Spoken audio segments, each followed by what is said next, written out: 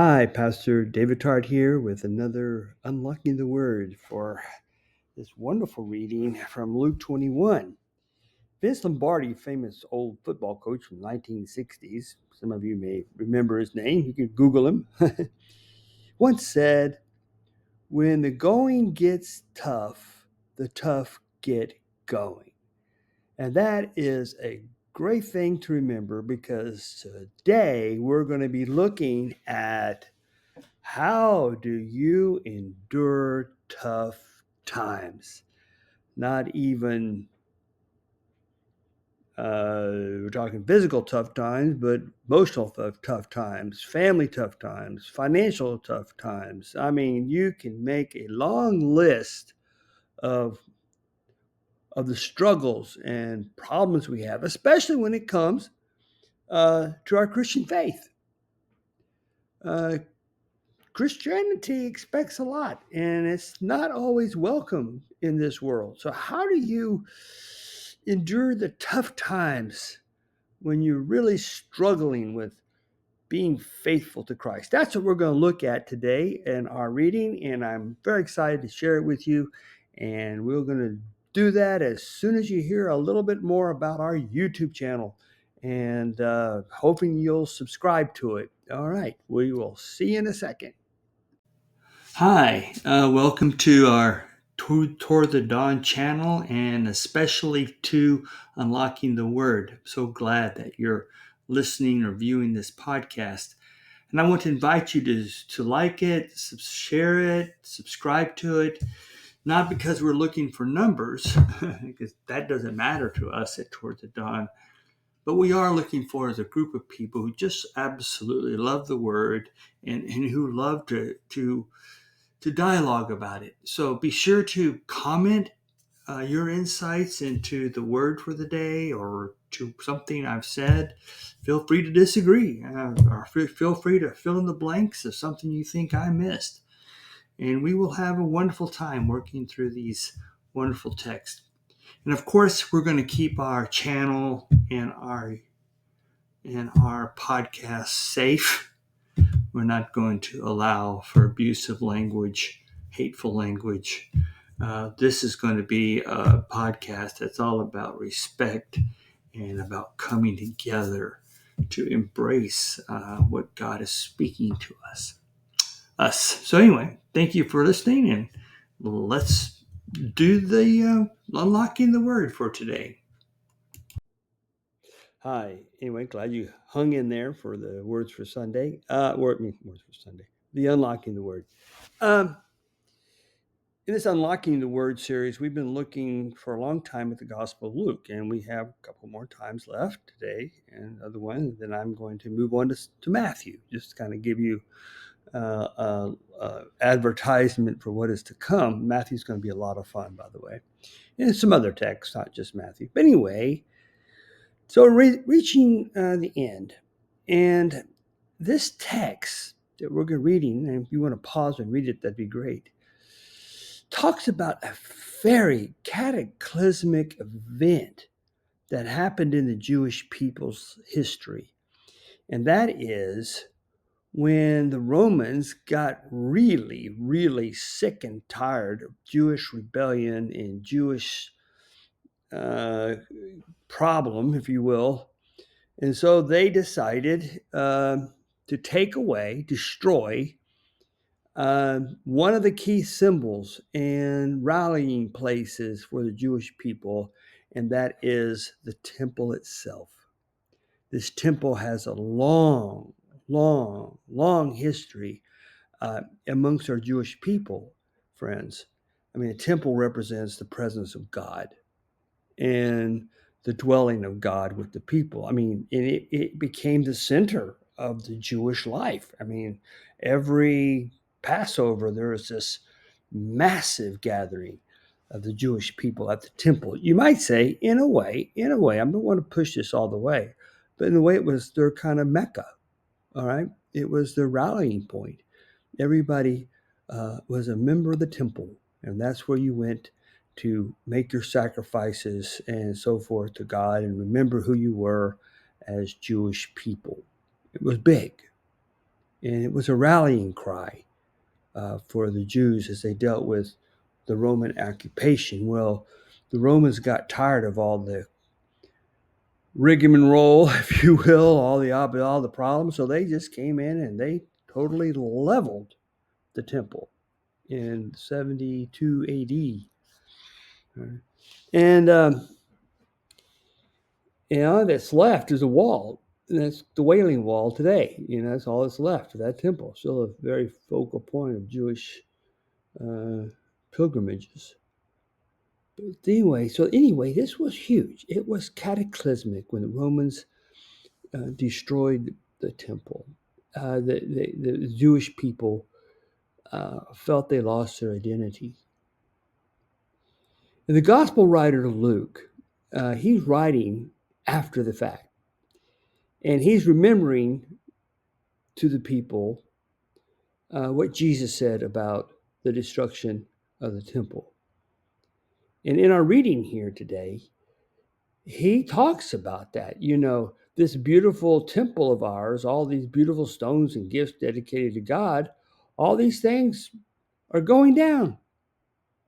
And not one stone is going to be left. I mean, you can imagine how shocking that was to the Jewish people in Jesus' time for him to predict that this key, wonderful, fantastic symbol of Jewish faith in God's presence was going to be destroyed. And they were shocked. And so they respond, how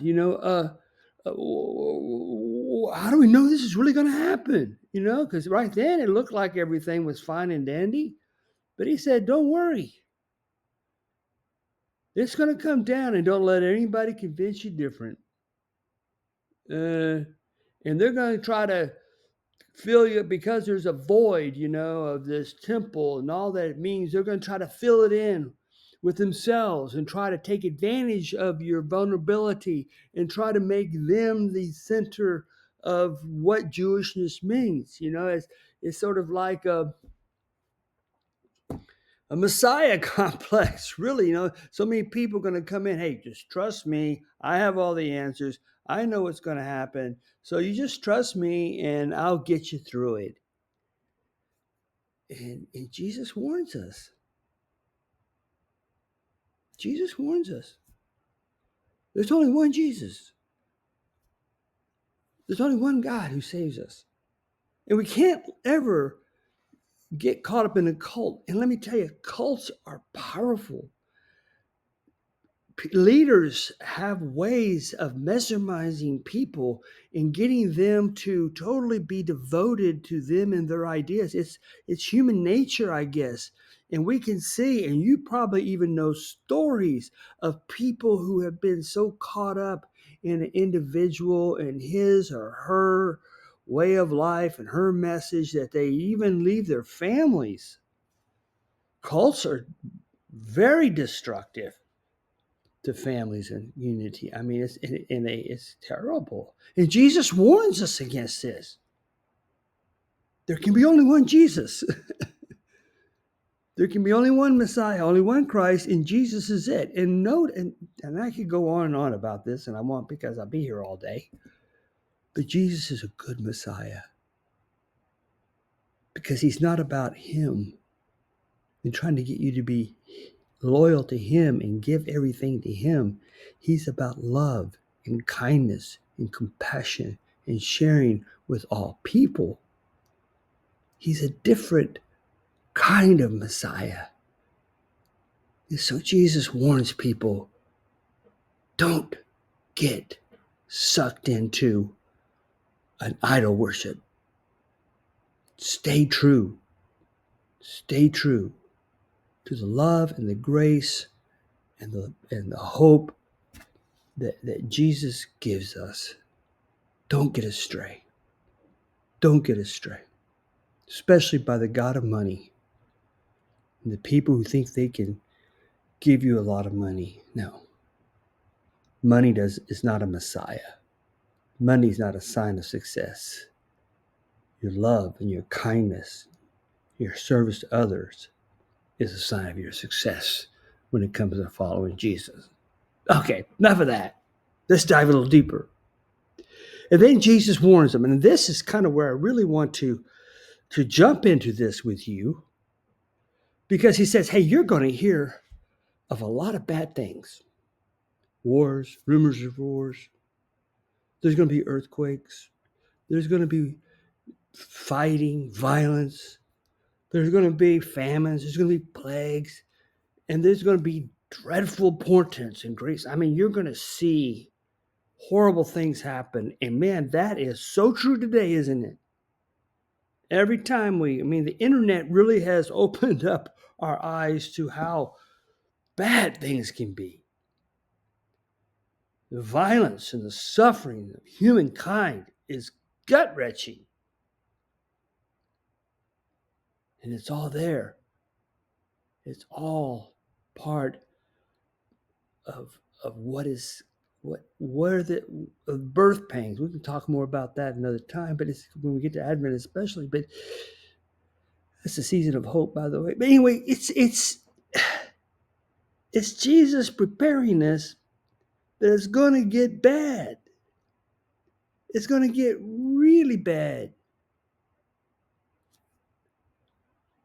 And some of you already know about how bad it can get. You might personally know how bad it can get. You know what it's like to suffer. I promise you, you do. We all have stories when we've gone through terrible, terrible, gut wrenching, painful experiences. And this is kind of where I want to kind of surprise you about how this gets unlocked, because Jesus says the strangest thing.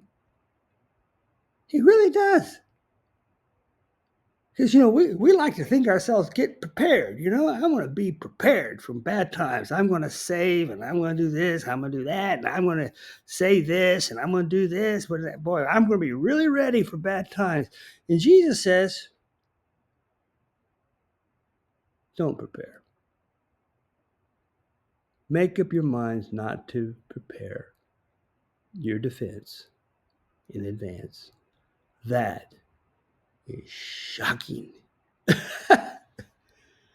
Oh man, there goes your retirement plan, right? There goes everything you're preparing. I mean, you can kind of go, oh, what is he talking about? What is he talking about? And again, he's not just talking about. This is not against saving for the future. Okay, it's not. It's not about being prepared. I mean, that's we're going to talk a lot about that in Advent. So don't hear me saying, "Oh, this means I don't have to save anymore. I don't have to prepare. I can just go live." Well, no, that's not. We're going again. When we couple more weeks, we're going to be in Advent, and you're going to hear a lot about this as we go through these Matthew texts about preparation. But anyway, what the point is, and this is I find absolutely fascinating. Don't be prepared. Why? Because I'm going to give you what you need. I'm going to give you what you need. That's faith. That's faith. Because I promise you, no matter how much you prepare, you're always going to be surprised. I call it fantasizing about the future. We like to fantasize about the future. Well, I'm going to do this and I'm going to do that. But there's so many influences on what happens in our future. Nobody knows what's going to happen a year from now, a week from now. Most of us don't even have a clue what's going to happen tomorrow, right? We don't, because we're not in control. There are too many variables. You don't know. No one knows the future. But there is a promise that Jesus will give us the words and the wisdom. That's faith. Because when we look at our future, we can get really afraid and terrified. And we may want to be like a turtle and crawl under our shell and and just hide from the world because I just can't bear with what the future's going to have. But Jesus says, don't worry about it. I'm going to give you wisdom. I'm going to give you wisdom. I'm going to give you what you need. I'm not going to fail you. I'm not going to fail you. Trust me. Trust me. And he says something that I think is, I always laugh at. He says, not a hair on your head is going to be a perish. Well, I've got an issue with that. But it's just an example, right? It's him saying an extreme, like, I'm so hungry I could eat a horse. Okay, that's what he's talking about. I mean, even the fragility of your hair is protected. I mean, that's what he's saying. You're not going to perish. You're going to make it through it. You may not know how. You may not know when. You may not know what's going to happen, but you have to have faith that something is going to happen. Even when we die, we have faith that we're not going to perish. That's true. We face our deaths with faith that we're not going to perish because Jesus doesn't fail us. And I have no proof of it. I can't lay it out for you in a nice, neat, logical argument. All I can say is that's what's been passed down to us. That faith, trusting in Jesus, gives us peace and hope and even joy. And I think this is really, really cool that it may even open our eyes. I mean, sometimes we prepare something, we get tunnel vision and we don't see all the other opportunities that are around us. Jesus is just saying, open your eyes. And then, trying to bring this to an end, he says a fantastic verse here. Something I think you should memorize. By your endurance, you'll save your souls.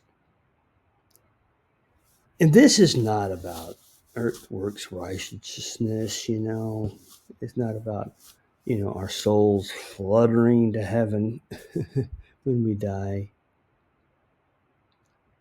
But the soul is who you are, what you are on the inside. Deep down inside is your soul. Everything that makes you you is your soul. And when you lose your soul, when you lose who you are, when you lose confidence in who you are, you've lost everything. And suffering can suck that out of you. It can cause you to go into such despair, you lose who you are. And who are you?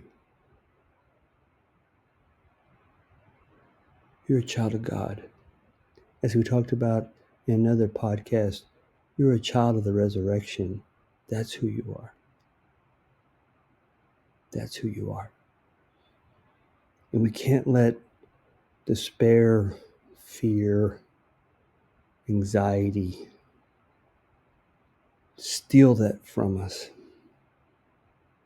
But to stay firm in the Word, stay firm in our prayers, stay firm in our love for each other, and we'll keep our souls. We'll keep our souls. And we will endure, no matter what life throws at us. Thank you for listening to Unlocking the Word. I hope you've been blessed by this. I certainly have. If I end up talking to myself, I just absolutely love it.